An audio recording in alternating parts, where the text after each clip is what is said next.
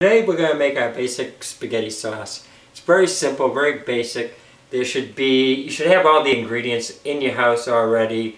I'm not going to use any fresh herbs or anything. That is your choice to use fresh herbs. But the majority of us keep canned sauces and stuff like that in the cupboard. We keep the basic dry herbs such as parsley, oregano sitting on our shelves. And that makes it for convenience so that we can just whip it together and within an hour we're eating. These are the ingredients that you'll need. I have sugar, extra virgin olive oil, crushed tomatoes, tomato sauce, just a small can, 15-ounce can of tomato sauce and 28-ounce can of crushed tomato, and a 6-ounce can of tomato paste. I also have parsley, ground pepper, garlic powder, crushed red pepper, yes, I do like a little spice in there, salt, bay leaves, whole oregano, and basil leaves. So the first thing you're going to want to do in a pan is pour in your crushed tomatoes.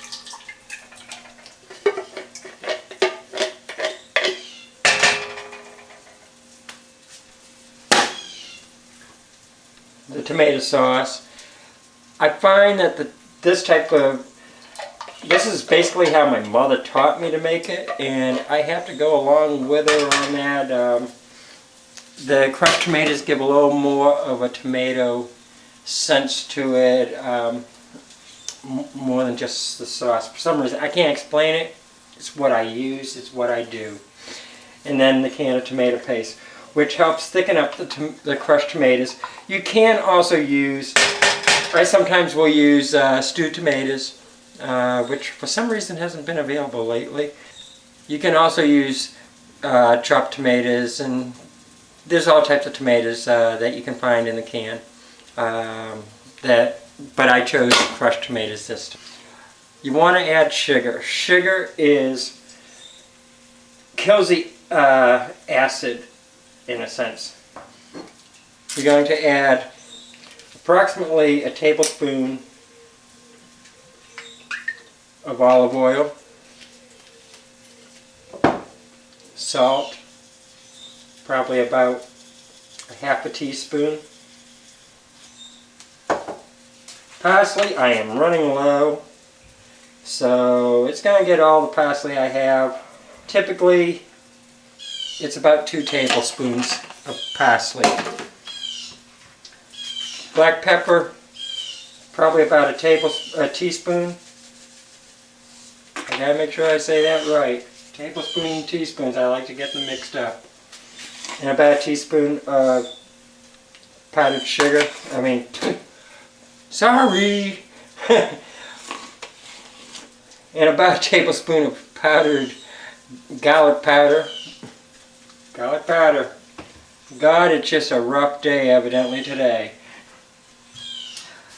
I use crushed red pepper in it just to give it that extra little bite in it.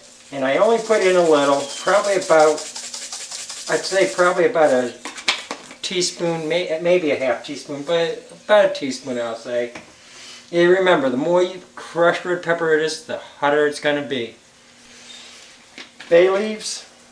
Basil.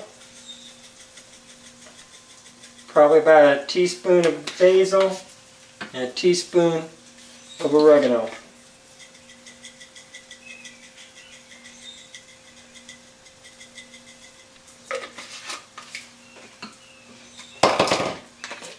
And then, say, 2 bay leaves. The bay leaves can be taken out from the sauce after the sauce is cooked. You're going to want to mix it up, and we're going to turn it on to a medium-high heat right now. We want to get it boiling, or start to boil.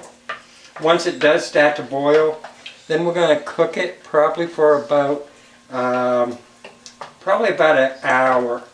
That would be ideal. Anything less than I'd say about a half hour is the least you could go on cooking it. But if you let it go, if you don't cook it long enough, all the spices don't have time to cook into it. So I highly advise letting it cook at least a half hour, but I recommend an hour. And that way all the spices have absorbed in. And in about a half hour, I'm going to add meatballs into it to let the meatballs soak up some of the tomato sauce also.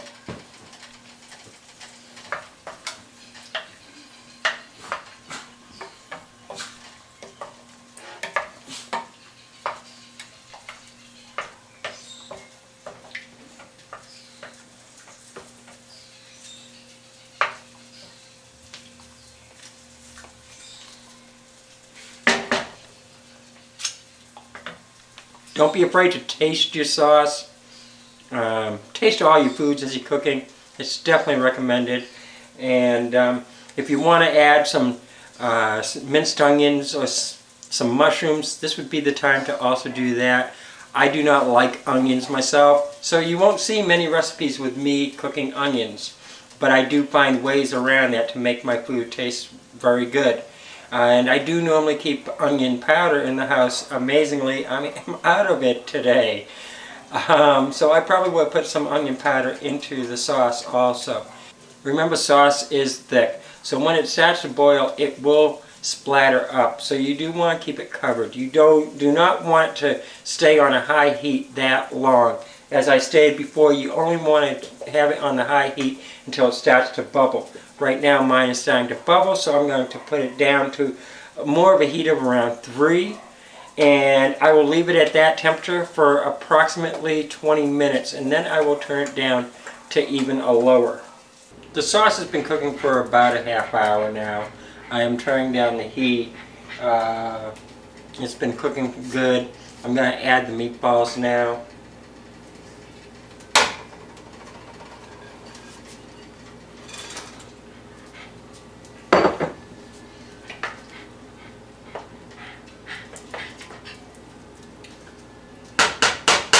Letting the meatballs cook in the sauce for at least a half hour lets the meatballs absorb some of the tomato sauce and gives them much better flavor, also adding flavor to the spaghetti sauce itself.